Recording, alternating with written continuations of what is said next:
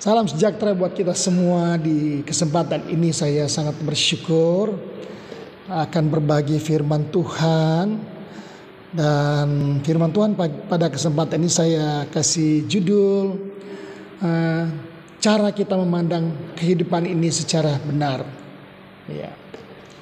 Saudara, cara pandang kita tentang sesuatu, tentang kehidupan kita itu akan berpengaruh besar bagi kehidupan saya dan saudara dan bagi orang-orang yang ada di sekitar kita. Ya. Seperti saudara memperhatikan dalam kitab Bilangan yang akan kita bahas pada saat ini, Bilangan pasal 13, bagaimana Musa yang diperintahkan oleh Allah untuk mengamati atau mengintai negeri Kanaan yang akan mereka duduki itu. Ya. Sebelum mereka duduki, Tuhan perintahkan supaya Musa memilih 12 perwakilan dari suku bangsa Israel untuk mengamati tanah Kanaan sebelum mereka duduki. Nah, dan kalau kita memperhatikan di sini, ya, ternyata dari 12 suku ini yang disuruh Musa, ya, mengintai tanah Kanaan itu selama 40 hari, itu pulang dengan beritanya masing-masing. Nah, saudara, kita melihat di sini apa yang dikatakan oleh firman Tuhan, bahwa ternyata dari 12 perwakilan ini dibagi dua, ya, dibagi dua. Yang 10 orang itu pulang dengan berita yang menakutkan, ya. Berita yang melemahkan bangsa Israel, berita yang membuat orang-orang Israel itu menjadi tawar hati, ya. Menjadi tidak bersemangat untuk masuk dan menduduki negeri Kanaan itu, ya. Dan hanya ada 2 kelompok yang terdiri dari 2 orang yang membawa berita yang menenteramkan bangsa Israel, ya. Mereka adalah Yosua dan Kaleb. Ya. Kalau kita membaca dalam kitab Bilangan pasal 13 ini, ya, ayat yang pertama sampai ayat yang ke-33, ya, bagaimana berita yang dibawa oleh 10 orang ini kepada Musa itu justru membuat orang-orang Israel itu pesimis untuk melanjutkan perjalanan mereka menduduki tanah Kanaan. Ya. Jadi mereka menjadi tidak ada kekuatan, tawar hati semuanya. Ya. Karena berita yang dibawa oleh 10 perwakilan bangsa Israel yang mengintai tanah Kanaan. Ya. Mereka mengatakan kalau orang-orang yang di Kanaan itu adalah orang-orang yang bertubuh besar dan kuat-kuat, ya. Dan mereka membandingkan keadaan mereka seperti belalang yang sangat kecil, ya. Mereka mengatakan orang-orang Kanaan itu pemakan orang. Wah, luar biasa, karena mereka dikatakan sebagai orang raksasa, ya. Saudara lihat, saya akan baca dalam ayatnya yang dalam Bilangan pasal 13, ya. Ayat 25, ya. Sesudah lewat 40 hari, pulanglah mereka dari pengintaian negeri itu dan langsung datang kepada Musa, Harun dan segenap umat Israel di Kades. Di padang gurun Paran, mereka membawa pulang kabar kepada keduanya dan kepada segenap umat itu dan memperlihatkan kepada sekaliannya hasil negeri itu. Ya. Mereka menceritakan kepadanya, kami sudah masuk ke negeri kemana kau suruh kami. Dan memang negeri itu berlimpah susu dan madunya. Dan inilah hasilnya. Mereka sempat mengambil contoh, ya, sampel. Hanya bangsa yang diam di negeri itu kuat-kuat. Nah, mereka sudah membandingkan kalau musuhnya itu, bangsa itu lebih kuat daripada mereka. Padahal mereka belum kalahkan. Mereka sudah berkata mereka lebih kuat-kuat, ya. Dari mana mereka tahu lebih kuat-kuat, ya? Itu kan pemikiran mereka, ya. Mereka sebenarnya berbicara sudah berkata kalah sebelum berperang, ya, karena mereka sudah membandingkan kalau mereka atau orang Kanaan itu kuat-kuat dan kotanya berkubuh, ya, itu pasti, ya, dan sangat besar, ya. Juga keturunan Enak telah kami lihat di sana. Orang Amalek diam di tanah Negeb, orang Het, orang Yebus, dan orang Amori diam di pegunungan. Wah, terus orang Kanaan diam sepanjang laut dan sepanjang tepi sungai Yordan. Wah, dipadati ya. Kemudian Kaleb mencoba menenteramkan hati bangsa itu di hadapan Musa, katanya. Nah, jadi berita dari 10 pengintai ini berbeda banget ya.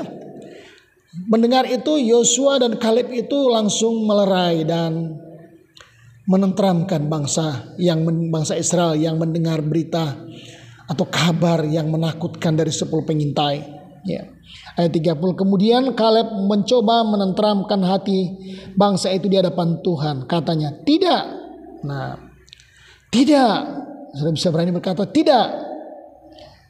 Ya. Kita akan maju dan menduduki negeri itu, sebab kita pasti akan mengalahkannya. Inilah sikap optimis, inilah imannya Kaleb. Ya. Dia berkata, tidak, kita pasti akan menduduki negeri itu. Wah, luar biasa saudara ya. Berita yang penuh harapan, kabar yang memberi semangat, ya, yang memotivasi, bukan kabar-kabar yang membunuh karakter umat. Ya, kan berita itu sama dengan pembunuhan karakter. Kalau saudara lihat berita yang disampaikan oleh 10 pengintai yang membuat bangsa Israel menjadi lemah dan tidak bersemangat, ya kan? Tapi beda dengan Yosua dan Kaleb. Ya. Kemudian, tetapi orang-orang yang pergi ke sana bersama-sama dengan dia berkata, kita tidak dapat maju menyerang bangsa itu. Wah, balik lagi ya. Mereka berbalik. Karena mereka lebih kuat daripada kita. Padahal mereka belum berperang, belum berhadapan, belum pernah bertempur. Kok sudah bilang mereka lebih kuat? Dari mana mereka tahu kekuatan bangsa Kanaan itu? Kan? Belum kan? Jadi itu namanya sudah kalah sebelum berperang. Ya. Kadang-kadang kita seperti itu Bapak Ibu ya. Kita baru melihat dan akhirnya pandangan kita itu keliru. Ya, pengamatan kita itu keliru, prediksi kita keliru ya. Sebenarnya lawan dulu ya, hadapi dulu. Sebelum kita mengalahkan mereka, jangan berkata mereka kuat.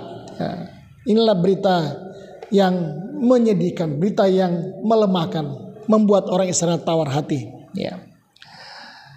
Kemudian juga mereka menyampaikan pada orang Israel kabar busuk tentang negeri yang diintai mereka. Kabar busuk, ya, berita busuk, aduh, berita yang tidak baik. Ya. Dengan berkata, negeri yang telah kami lalui untuk diintai adalah suatu negeri yang memakan penduduknya. Aduh, mereka bilang orang Kanaan itu pemakan orang. Ya.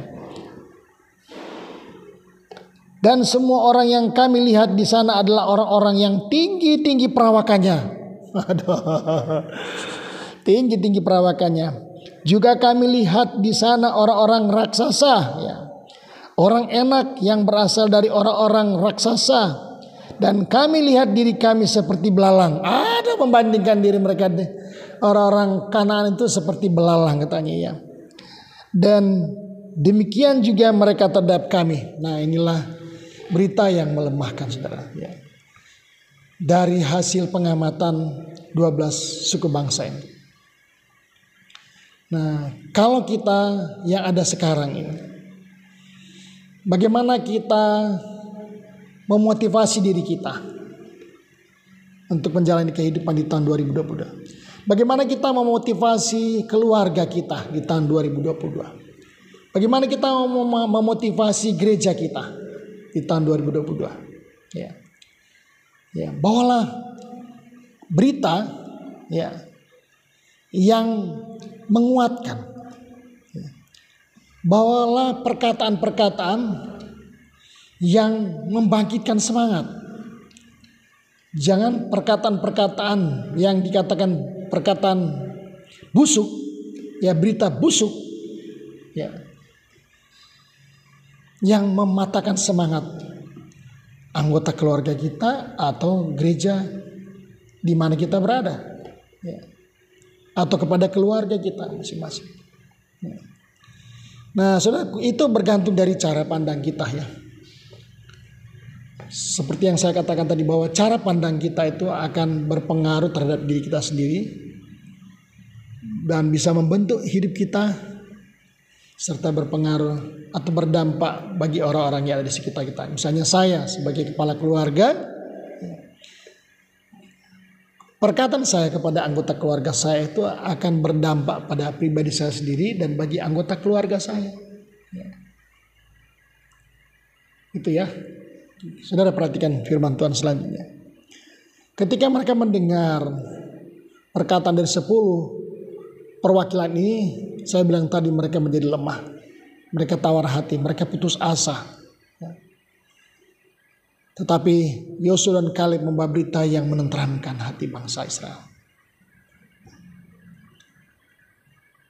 Sekali lagi, sebagai anak-anak Tuhan, sebagai orang yang percaya, cara kita memandang sesuatu, menilai sesuatu itu jangan sampai kita mempunyai penilaian dari segi negatif. Orang-orang 10 perwakilan ini sinis dan pesimis. Sinis dan pesimis. Sinis itu artinya memandang segala sesuatu itu dari sudut pandang yang negatif. Dan hal yang penting yang perlu kita renungkan pada firman Tuhan saat ini adalah supaya kita itu terus bersemangat untuk menjalani kehidupan di tahun ini.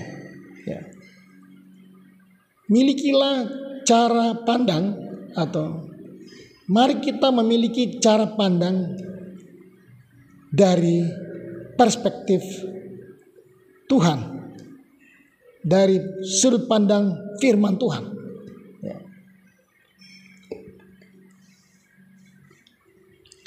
Jangan dari apa yang dikatakan oleh orang-orang lain.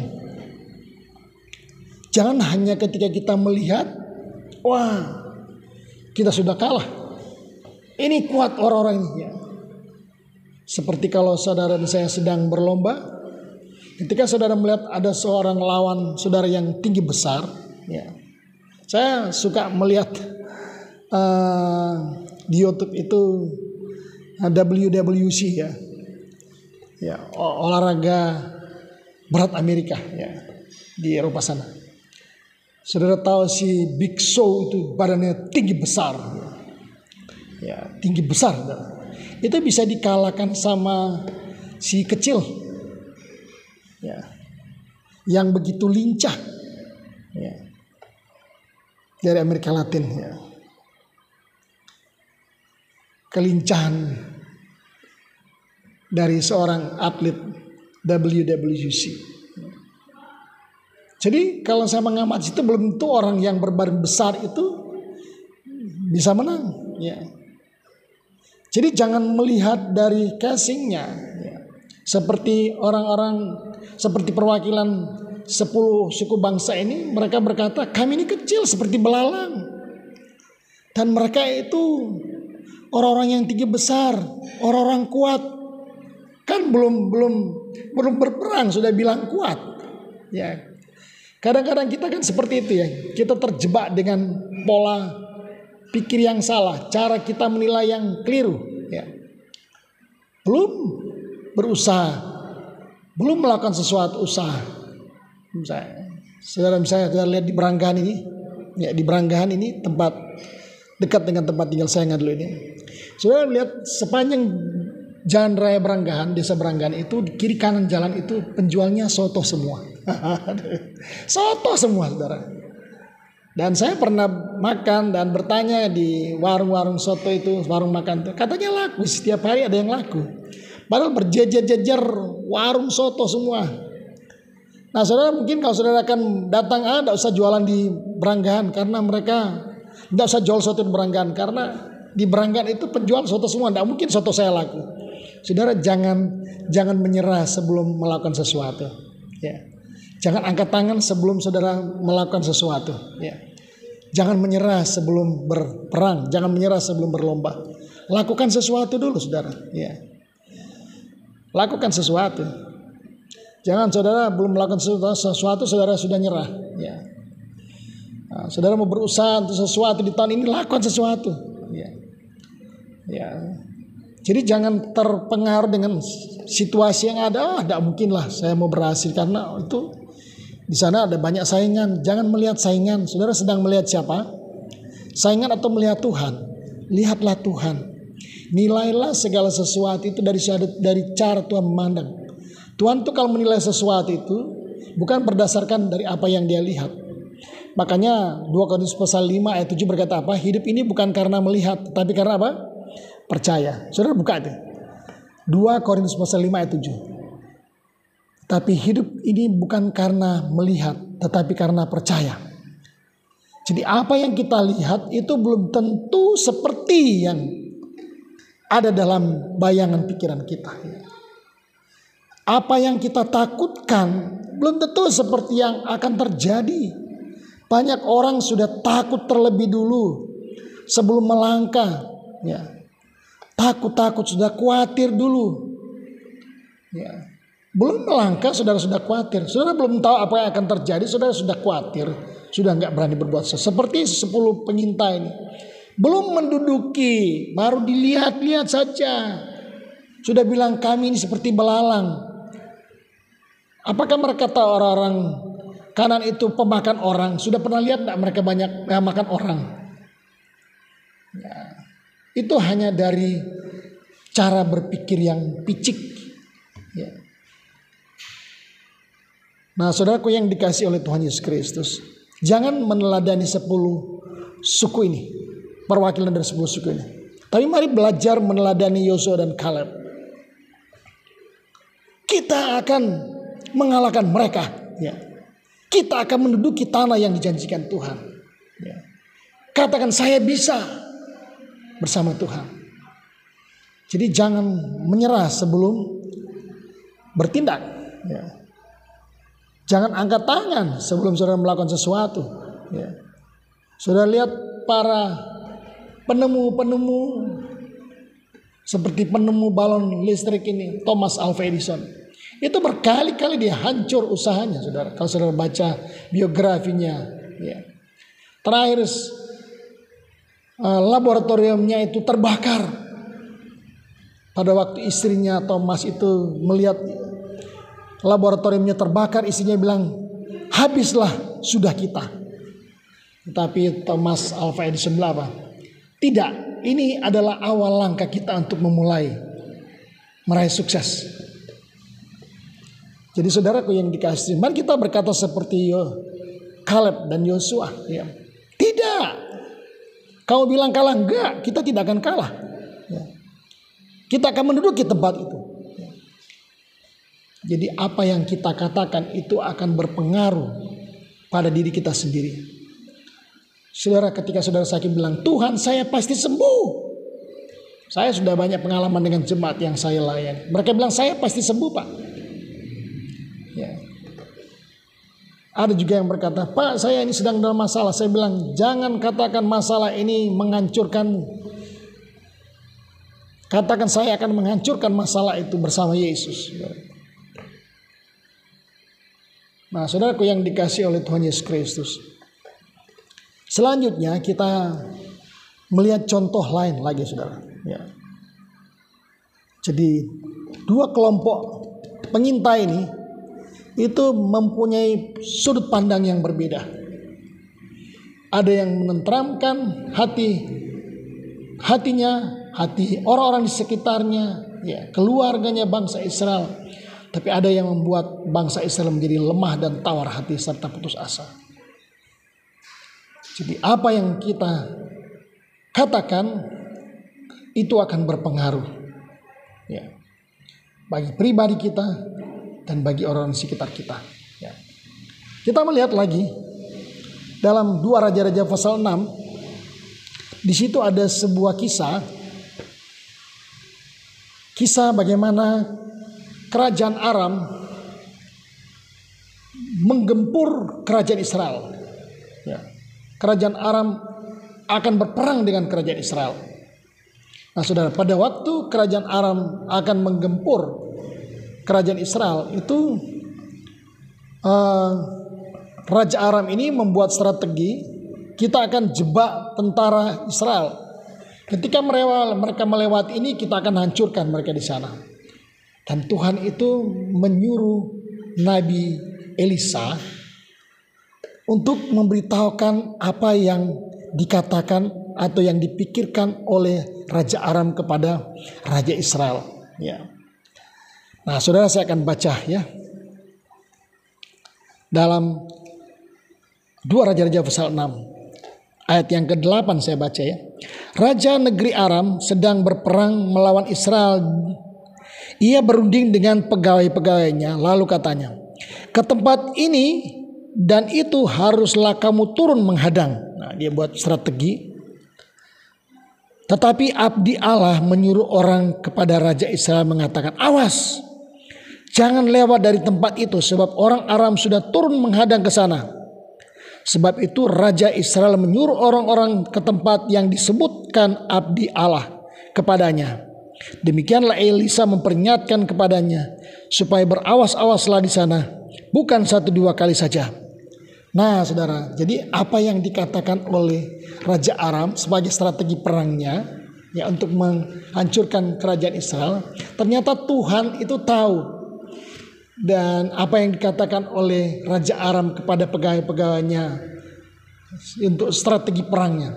Dan akhirnya abdi Allah ini yang namanya Elisa ini, Nabi Elisa memberitahu. Luar biasa ya hamba Tuhan ini ya. Apa yang dikatakan oleh Raja Aram diberitahu kepada Raja Israel. Akhirnya Raja Israel berkata, jangan lewat situ ya. Karena Nabi Elisa bilang jangan lewat situ. Nah saudara, lalu mengamuklah hati Raja Aram. Mengamuklah hati Raja Aram. Ya. Tentang hal itu. Jadi strateginya diketahui oleh Nabi Elisa dan oleh Raja Israel karena diberitahu oleh Allah ya. Ya. Marah si Raja Aram.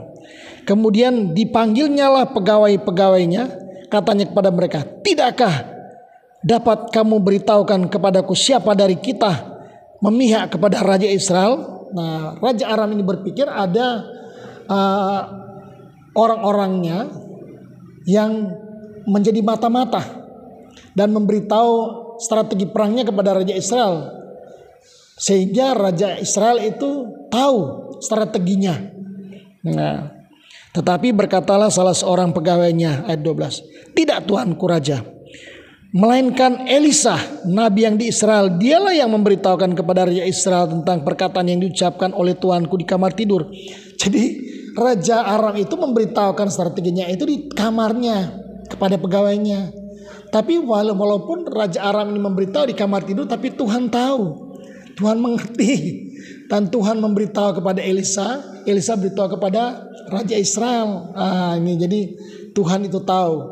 Walaupun kita mengatakan sesuatu di dalam kamar, menyatakan sesuatu hal di tempat tersembunyi, Tuhan itu tahu. Ya. Bahkan saudara hanya ngerasani aja, Tuhan itu tahu. Kalau kita itu ngerasani orang itu, Tuhan tahu. Apa yang ada di pikiran kita itu Tuhan tahu. Ya. Jadi jangan main-main ya.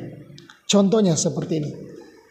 Jadi rahasia perang yang dilakukan oleh Raja Aram ini diketahui oleh Tuhan dan diberitahu kepada Nabi Elisa, dan Elisa memberitahu kepada Israel. Makanya Raja Aram mengamuk. Siapa yang kasih tahu strategi perang ini? Nah, buktinya Raja Israel kok tahu, dan akhirnya mereka tidak bisa kita hadang. Nah, saudara, akhirnya marah si Raja Aram, dia menyuruh pasukannya berkuda, tentaranya yang gagah perkasa untuk menangkap Elisa.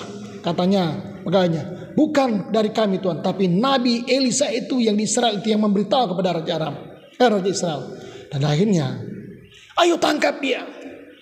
Dan pagi-pagi tempatnya Elisa itu sudah dikepung oleh tentara Aram. Kemudian Elisa ini punya bujang, punya pembantu. Ya. Bangun pagi-pagi, pembantunya ini buka pintu jendela dan dia melihat ada ribuan tentara Aram yang sedang mengepung dan akan membunuh mereka. Dia ketakutan luar biasa. Kemudian dia beritahu kepada Nabi Elisa, celaka kita tuanku, celaka. Ini kita pasti mati, kita pasti hancurkan, kita pasti dibunuh. Ini Raja Aram dan pasukannya sudah berkemah di sekitar kita.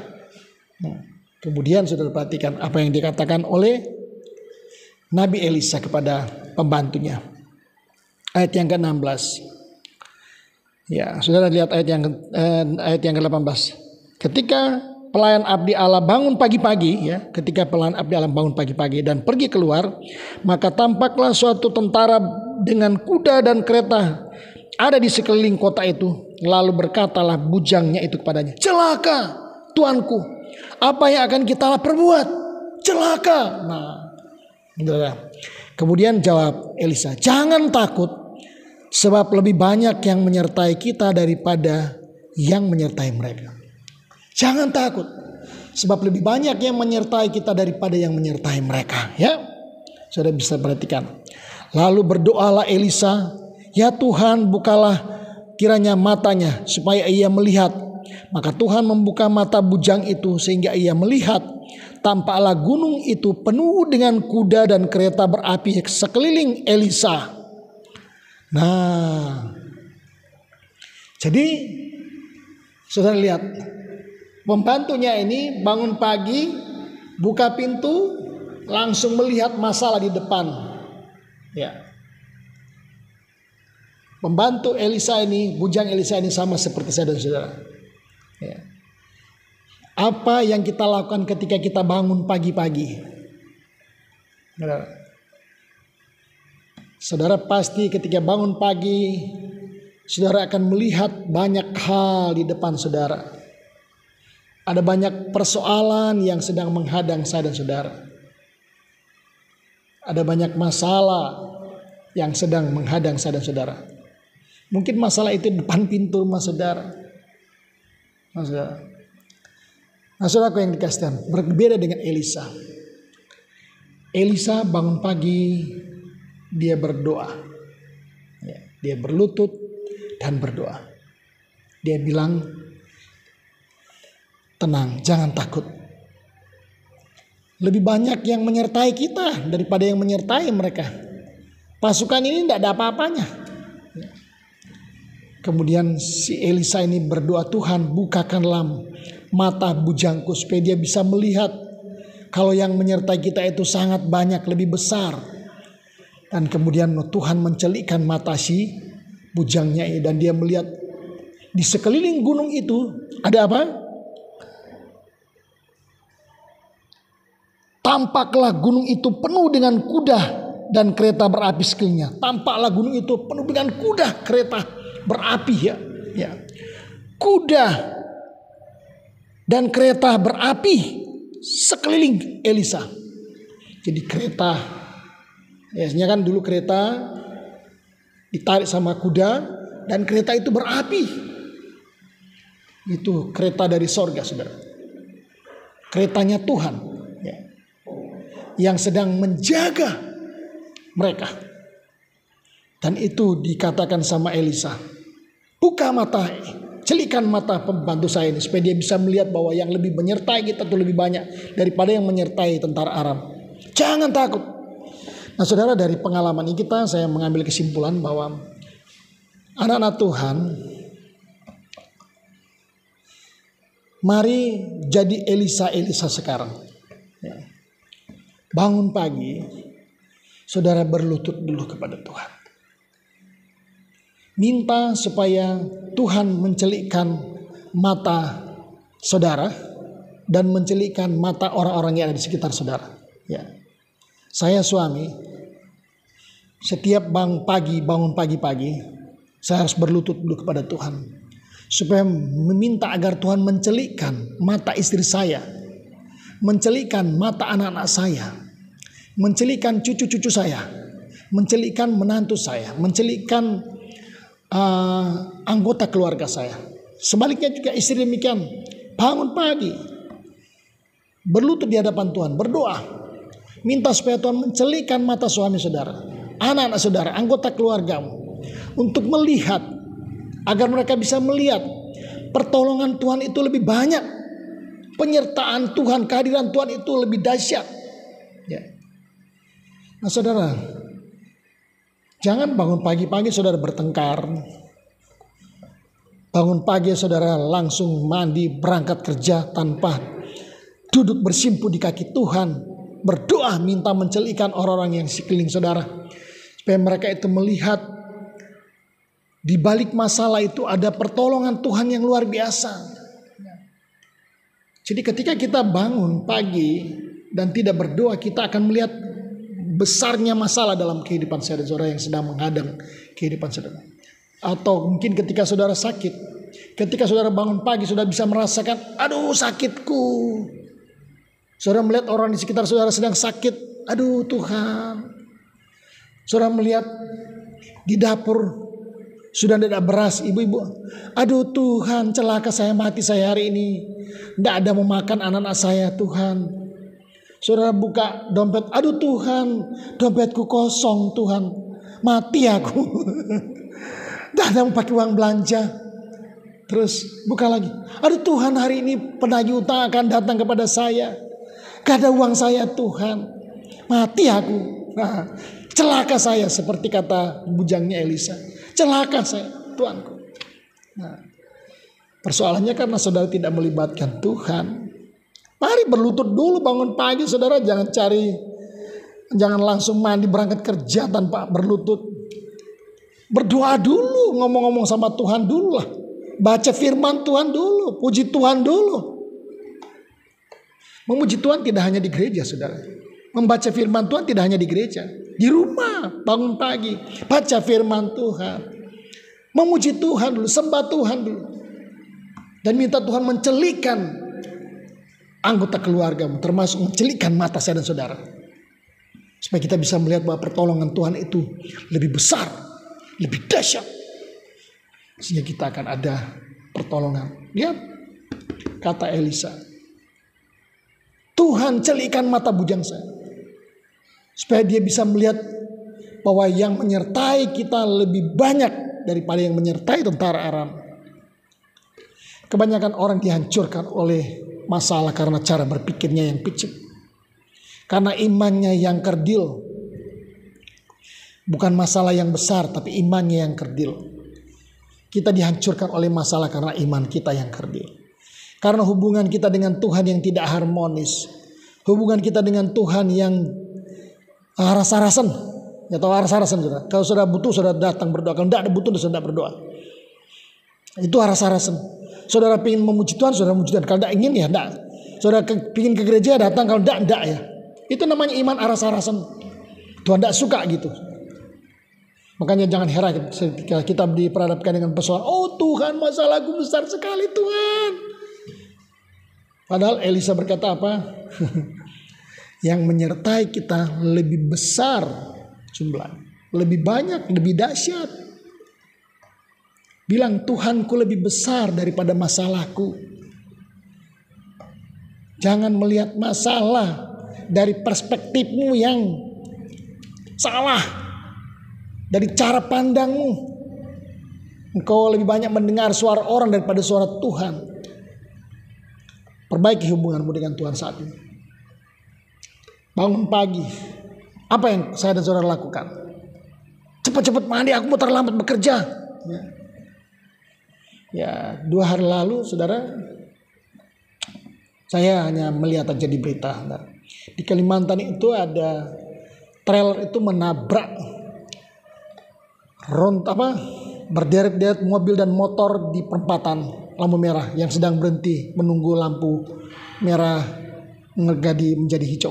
Tiba-tiba dari arah belakang dihantam sama trailer. Saya mendengar di terakhir ada 36 orang yang meninggal. Ya, 2 hari yang lalu di Kalimantan. Menurut cerita, katanya si sopir itu biasanya dia harus berangkat jam 4 pagi. Ya.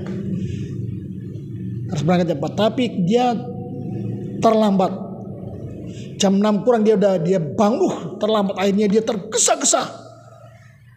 Dan akhirnya pada waktu menurun di perempatan itu rem mobil blong dan terjadilah peristiwa yang menghebohkan. 36 orang meninggal dunia. Saudara, kalau saudara bangun pagi-pagi, berdoa dulu lah. Ya, libatkan Tuhan. Jangan tergesa-gesa dengan aktivitasmu. Jangan bangun berdoa, bangun pagi berdoa. Doa orang yang benar bila dengan yakin doa akan sangat besar kuasanya. Jangan meremehkan doa ya. Doakan keluargamu, doakan istrimu, doakan anak-anakmu, doakan suamimu, doakan anggota keluargamu, doakan gerejamu, doakan pendetamu. Saya bisa begini karena doa jemaat. Dalam doa syafaat saya selalu doakan oleh jemaat. Nah, saudara, jadi sekali lagi Tuhan, libatkan Tuhan dalam segala perkara hidupmu, maka engkau akan melihat bagaimana pertolongan Tuhan dalam hidupmu. Ya. Jadi cara pandang kita itu jangan hanya terfokus kepada apa yang kita lihat, tapi mari kita menilai segala sesuatu dari sudut pandang Tuhan. Dan dalam memandang sesuatu, kita harus melibatkan Tuhan. Ya. Mendahulukan Tuhan. Minta pertolongan Tuhan. Agar Tuhan campur tangan dalam setiap perkara kehidupan kita. Biarlah firman Tuhan pada saat ini memberkati saya dan saudara. Jangan takut, Tuhan Yesus bersama saya dan saudara. Ya. Katakan, Tuhan, Engkau lebih besar daripada masalahku. Tuhan, saya pasti bisa mengalahkan masalah ini bersama Tuhan.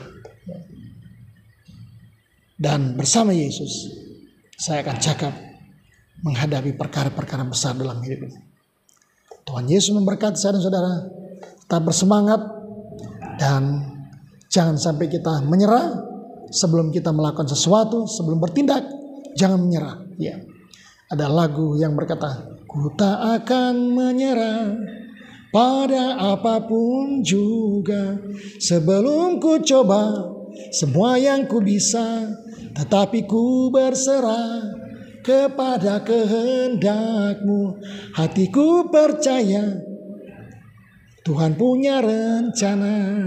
Jadi rencana Tuhan ajaib buat kita. Rencana Tuhan baik buat saya dan saudara. Oleh karena itu, terus jalin hubungan yang dekat dan akrab dengan Tuhan. Banyak waktu untuk saudara gunakan berdoa dan merenungkan firman Tuhan. Karena di saat kita sedang berdoa, Tuhan akan bekerja dengan caranya ajaib. Dia akan mencelikkan mata orang-orang sekitar kita, sehingga kita akan melihat segala sesuatu. Pertolongan Tuhan, kehadiran Tuhan di tengah-tengah persoalan yang kita hadapi. Jangan melihat masalah itu, tapi lihatlah Tuhan yang sedang tidak terlihat oleh mata jasmani kita, mata rohani kita yang buta. Sehingga kita tidak bisa melihat pertolongan Tuhan. Karena mata kita lebih terfokus kepada masalah. Bukan kepada Tuhan yang memiliki ribuan pasukannya. Pertolongannya yang ajaib untuk menghancurkan persoalan dan musuh-musuh dalam kehidupan kita. Tuhan Yesus memberkati dan shalom.